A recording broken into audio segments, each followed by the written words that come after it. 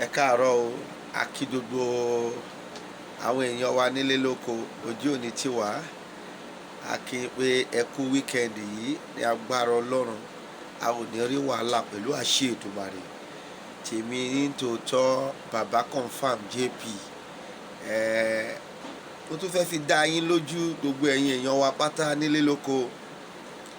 Ẹ ò ní gbọ́ ju òtítọ́ lọ lẹ́nu wa, àwa ò wá síbí láti wá parọ́. Bẹ́ẹ̀ ni a ò wá síbí láti wá gbowó lọ́wọ́ ẹnikẹ́ni. Mi ò ní kéèyàn kan sẹ́ǹdì owó sí mi. Mi ò dẹ̀ ní kéèyàn kankan ra dátà fún mi. Iṣẹ́ tọ́lọ́run rán èmi lèmi wá ń ṣe níbi tí mo wà yìí. Mo lè jẹ́ ìránṣẹ́ Ọlọ́run. Mo lè jẹ́ ẹni tí ń ṣe iṣẹ́ ẹ̀mí. Mo lè jẹ́ ẹni tí ẹ pé ṣọ́ọ̀ṣì ẹ̀mí ló ń darí. Ìyẹn yàtọ̀. Èèyàn lè pè wá póun nílò nǹkan ká dẹ̀ sọ fún pé nǹkan báyìí ni kò ṣe. Ọ̀tọ̀ nìyẹn. Ṣùgbọ́n kí n wá sórí Facebook, kí n wá sórí whatsoever social media, kí wá máa ní kẹ́ ẹ dáwó kírẹ́dìtì fún mi àbí kẹ́ ẹ dáwó kiri, èmi ò ń ṣe yẹn o. Ọlọ́run ló rán èmi wá bí. Ohun kan tí mo fẹ́ bá wa sọ lónìí lórí fídíò tí mo rí láti lè enlighten gbogbo àgbáyé. Ẹ jọ̀ọ́ ẹ má jẹ́ kí àwọn wòlíì yìí, ẹ má jẹ́ kí wọ́n tì í sínú ohun tó jẹ́ wípé ẹ máa wọ iná. Àwọn lè wọ iná ṣùgbọ́n kò jẹ́ kẹ́yìn wọ iná. Àwọn lè pàdánù ìjọba Ọlọ́run ṣùgbọ́n kò jẹ́ kí ẹ̀yin kẹ́ ẹ pàdánù ìjọba Ọlọ́run. Ìdí tọ́lọ́run ṣe rán àwa jáde nìyẹn. Mo rí fídíò kan tí pásítọ̀ Adébóyè ṣe. Ó lè ti pẹ́ díẹ̀ ṣùgbọ́n ìgbà tí wọ́n kọ́ wọn yẹn náà, láìgbà tó ti kọ́ wọn náà lórí àwọn èèyàn ti yí. Ẹ̀kọ́ ni wọ́n ń kọ́ wọn tí wọ́n sọ wípé láì jẹ́ wípé o dá ìdá mẹ́wàá, o ò ní ìjọba Ọlọ́run láti lọ. Irọ́ ni, it is wrong teaching. Ìdá mẹ́wàá kò ní nǹkan kan ṣe pẹ̀lú ìjọba Ọlọ́run rárá. Àwọn tí wọ́n bá dẹ̀ pera wọn ní ìránṣẹ́ Ọlọ́run tí wọ́n fẹ́ dojúkọ ohun tí mo sọ yìí, ẹ jẹ́ kí wọ́n jáde. Tí wọ́n ní ọ̀rọ̀ ẹ̀rí tó níye nínú láti lè dojúkọ ohun tí mo sọ yìí, ẹ jẹ́ kí wọ́n jáde. Ẹ má jẹ́ kí àwọn ìránṣẹ́ Ọlọ́run tí wọ́n wà lórílẹ̀‐èdè Nàìjíríà, ẹ má jẹ́ kí wọ́n tì í sínú ibi tí kò jẹ́ kí wọ́n tì í sí. Látijọ́ tí mo ti gbé ìjọ mi kalẹ̀, mi ò sọ̀rọ̀ lórí ìdá mẹ́wàá rí. Nítorí wípé èmi rí wípé ìdá mẹ́wàá àwọn tó wà fún làwọn tí wọ́n ní òye, ìwọ kọ́ ló máa force wọn. You cannot force anybody to bring tithe for you. It is impossible. And tithe, it is not a gateway to heaven. You can't say no tithe, no heaven. Níbo nìyẹn wà nínú Bíbélì? Kẹ̀jẹ̀ ká gbọ́. Ohun tí bàbá Adébóyè sọ, òun tó preach fún àwọn pásítọ̀ ẹ̀ wípé kí wọ́n lọ máa sọ kiri. Òun ni wípé kí wọ́n lọ máa sọ gbogbo àwọn ọmọlẹ́yìn Kristi pátá.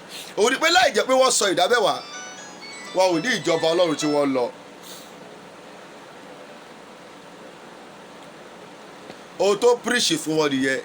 Láì jẹ́ wípé wọ́n sọ ìdá mẹ́wàá wọn ò ní ìjọba Ọlọ́run tí wọ́n lọ. Irọ́ ni, kò sínú Bíbélì bẹ́ẹ̀. Ẹ jẹ́ ká lọ sínú ìwé Málákì orí 3 láti ẹsẹ̀ 10 títí di 14, from 10 to 14. Malak 3 from 10 to 14.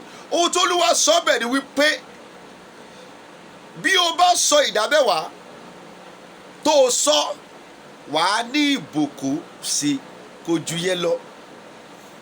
Olóye dẹ̀ ló wà fún. You cannot force anybody. Àwọn tó ń lóye, you can't force them. You cannot force anybody to pay a tithe. Àwọn tó bá sọ ìdá mẹ́wàá á jẹ́ wípé àwọn tó ń lóye ẹ̀, well, it is tó bá tiẹ̀ force wọ gan, kí n sọ fún ẹ, tó o bá force wọ, wàláì kò lè ṣe ìtẹ́wọ́gbà. bẹ́ẹ̀nìyàn bá fọ́ọ̀sì ẹ láti sọ ìdámẹ́wàá kò lè ṣe ìtẹ́wọ́gbà láyéláyé. Ìdámẹ́wàá tó rí lọ́kàn ara ẹ bó yẹ pé kó o ṣe òun ló ń ṣe ìtẹ́wọ́gbà. Ọlọ́run ò ní ká fọ́ọ̀sì ẹnikẹ́ni lórí ìdámẹ́wàá. Ọlọ́run kò sínú bíbélì bẹ́ẹ̀. Nínú ìwé Málákì orí 3 láti ẹsẹ̀ 10 títí dé 14 kò sí níbẹ̀ wípé ká fọ́ọ̀sì ẹnikẹ́ni.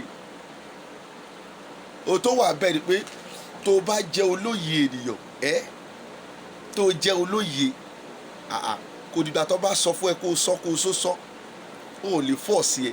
Tó bá ti wá ń fọ́ọ̀sì ẹ ẹni èṣù ni ẹni yẹn. Owó ẹ ló tẹ̀ bàtì kó o lọ ṣiṣẹ́ kó wá fún wọn òun làwọn tẹ̀ bàtì nìyẹn. Tó bá ti di pé wọ́n fọ́ọ̀sì ẹ pé kó o sọ ìdámẹ́wàá wo ìránṣẹ́ Ọlọ́run yẹn dáadáa pé ohun tó sọ pé lọ ṣiṣẹ́ kó wá fún òun. No one will force you to pay tithe, and if they force you, it is wrong. Don't waste your time in that church. You have to move. Tithe, it is generous. It is voluntary. If you like, you pay. If you don't like, you don't pay. People that pay it know what they know what they got from it. Àwọn tó sọ wọ́n mọ ohun tí àwọn rí nípa ẹ̀. O ò lè force èèyàn. Ó gbọ́dọ̀ wá láti inú ọkàn èèyàn ni. You can't force people to pay tithe. It is impossible. Don't let anybody to force you to pay tithe. Ohun tó wá láti inú ọkàn èèyàn ni.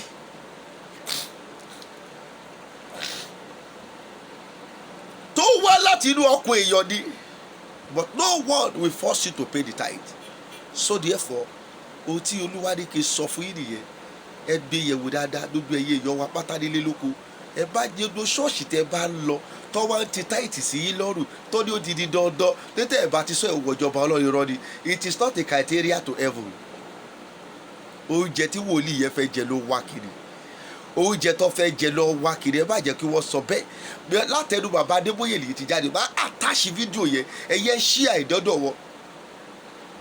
Ẹ ṣí ẹ̀dọ́dọ̀ gbogbo àwọn ọmọ ìjọwọ́. Táìtì ohun tó wà fún ni pé tó bá sọ fine, you will see the goodness of God. Tó o bá dẹ̀ sọ ọwọ́ ẹ̀ ló wà. It is not by force. You can't choose for people to be successful or not to be successful. People will choose for themselves that okay, I want to be successful or I don't want. Tó wá ní tó o bá ti sọ táìtì ò ní wọ̀ ìjọba Ọlọ́run irọ́ ni o. Ẹ bá jẹ́ kẹ́nikẹ́ni kó tì í sí ìkan tí kò jẹ́ kẹ́ ẹ ṣe. Tithe is not by force. Tithe is only paid by people that have the knowledge. No one will force you. If you pay it, fine. If you don't pay it, fine. It is not an access for you to enter the kingdom of God. Are you getting me? Don't get me wrong. Get me right. It is not necessary. Gbogbo ìtàdébóyè preach yẹ kó lọ sọ tithe yẹ tó o bá ti sọ tithe ò ní wọ ìjọba Ọlọ́run irọ́ ni. Ìyẹn kì í ṣe access sí ìjọba Ọlọ́run. Tithe only work on blessing. Tó o bá ṣe fine wàá rí bẹ́ẹ̀ tó o bá dẹ̀ ṣe ọwọ́ ẹ ló wá and it is not by force. So ojú òní tí wà ẹ bá jẹ́ kí wọ́n teach wa wrong.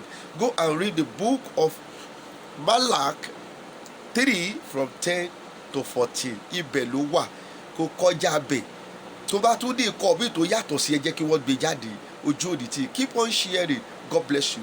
Tèmi ti yí tòótọ́ bàbá confam JP pé ò tí ì dé mò ń bọ̀. Thank you.